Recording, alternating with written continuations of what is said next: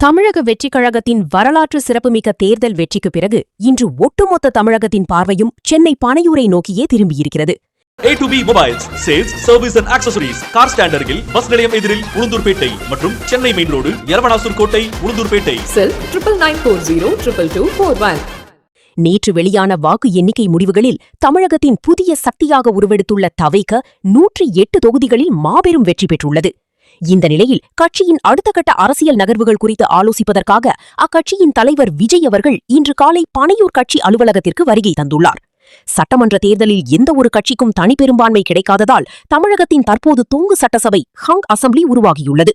இதன் காரணமாக ஆட்சியமைக்க தேவையான பலத்தை நிரூபிக்க மற்ற கட்சிகளுடன் கூட்டணி அமைப்பதா அல்லது வெளியிலிருந்து ஆதரவு தருவதா என்பது குறித்து வெற்றி பெற்ற தனது 108 எம்எல்ஏக்களுடன் விஜய் அவர்கள் தீவிர ஆலோசனை நடத்தி வருகிறார்.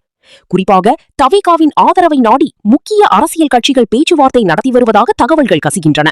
யார் ஆட்சி அமைக்க வேண்டும் என்பதை தீர்மானிக்கும் கிங் மேக்கராக தவேகா மாறியுள்ள இந்த சூழலில் இன்றைய ஆலோசனை கூட்டத்தின் முடிவில் எடுக்கப்படும் முடிவுகள் தமிழக அரசியலில் ஒரு மிகப்பெரிய மாற்றத்தை ஏற்படுத்தும் என எதிர்பார்க்கப்படுகிறது.